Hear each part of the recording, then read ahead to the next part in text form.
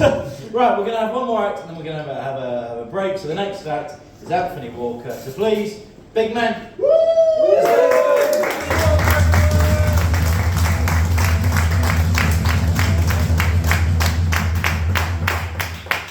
Thank you. I want to start with just like a show of solidarity for another fellow comedian who's had a really rough week. President Zelensky. You might know he used to be a stand-up comedian, and we've all had Fridays like his where you just get shouted at by a lot of bastards. During that horrible thing that happened in the Oval Office, some guy shouted out, "Why don't you wear a suit?" And Zelensky's training kicked in as a stand-up comedian. He went, "Maybe I'll buy a better suit eventually," you know, really good. I wouldn't have got caught with that. I would have gone, "Fuck off, you nonce!"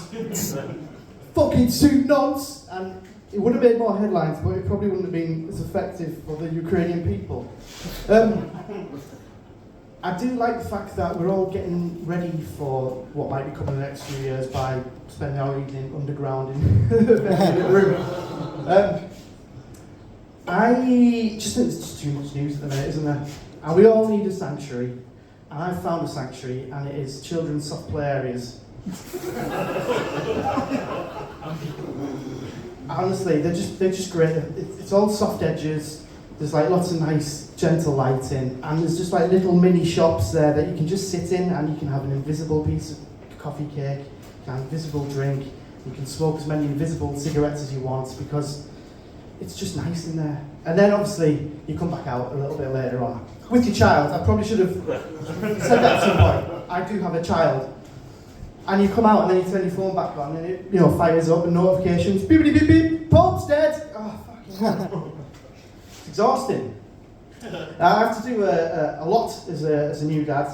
Lots of things that I've never done before. Like the other week, I went to a cafe in my local community, and I was taken downstairs, and I was in a dark room, kind of similar to this actually, and I was surrounded by a group of people, and there I was at my first ever Baby Sensory Club.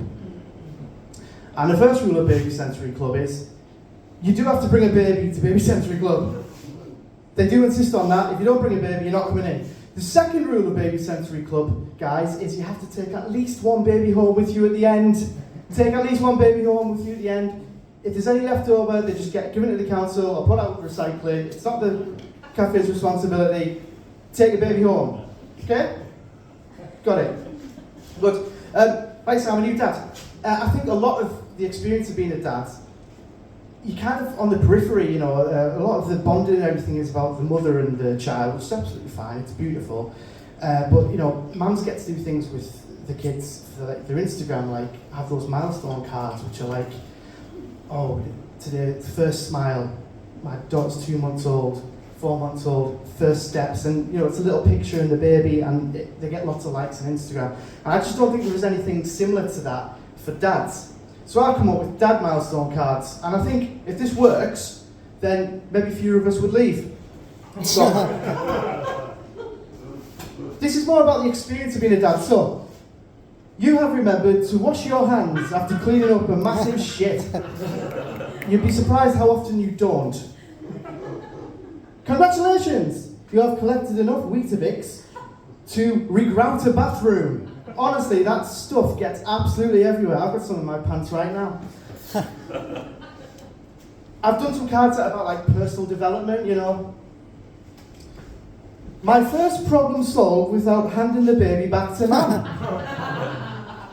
And that problem was, I changed the baby in the genset Weatherspoons.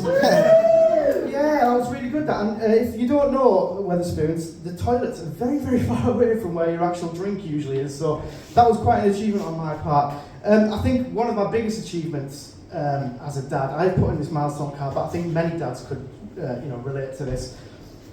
And that is, it has been 3 months since I last sat in my car for an hour, rather than go back in the house. And honestly, there was a number of times during those first difficult 6 months where I was thinking, will she be out the bath yet? Will she be asleep burned out? Yeah, I could probably go in. I could probably go back in. Yeah. I am 42.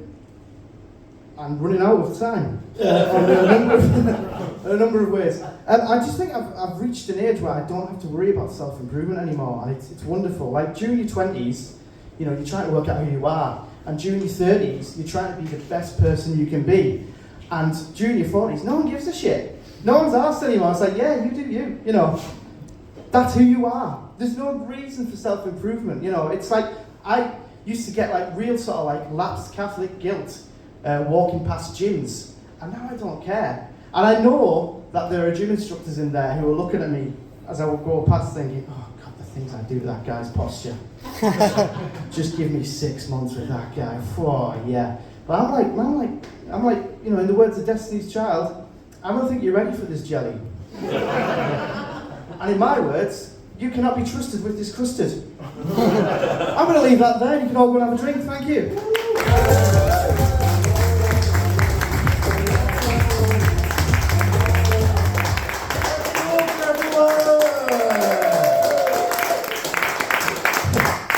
What a great dad spending his evening doing stand-up comedy.